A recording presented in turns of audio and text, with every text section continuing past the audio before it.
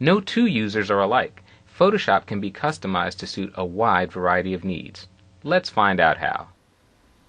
Photoshop has dozens of preferences settings, but fortunately, most of them can be left at their default values.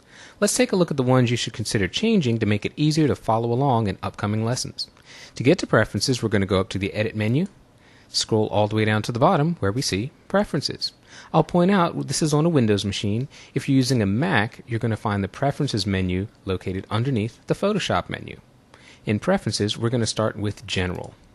Now, the very first thing I would like for you to do here is go up to the Use Shift key for tool switch and turn it off, uncheck it. With this disabled, we're going to be able to move quickly from one tool to the next using keyboard shortcuts without having to invoke the Shift key, a huge time saver. While we're here, let's turn off Enable Flick Panning as well. This is an interesting little piece of eye candy, but it's far from essential, and quite frankly, if you've never seen it before, it takes a little bit of getting used to, so we won't use that. Let's go down now to Interface. I would like for you to turn off the Show Tooltips box. What's a tooltip?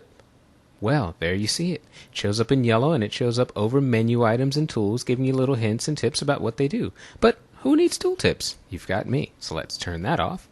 We'll move down to Performance, and I just want to verify a couple of things here. Under Memory Usage, I just want you to make sure that this arrow is not dragged all the way over to the right. Now that Photoshop has 64-bit versions for both the PC and Mac, it is possible to drag it all the way to the right and use up every last ounce of memory on your system. But for our purposes, we really want to be somewhere in the 60 to 70% range. So just verify that you're somewhere along there. Wouldn't go past 70% for our uses. That'll be fine.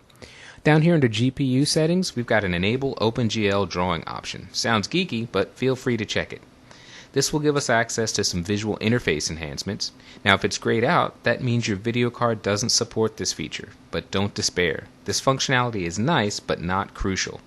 I'll give you a heads up whenever I show features that require an OpenGL-compatible video card. Finally, let's go down to cursors. Now, I just want to verify a couple of things.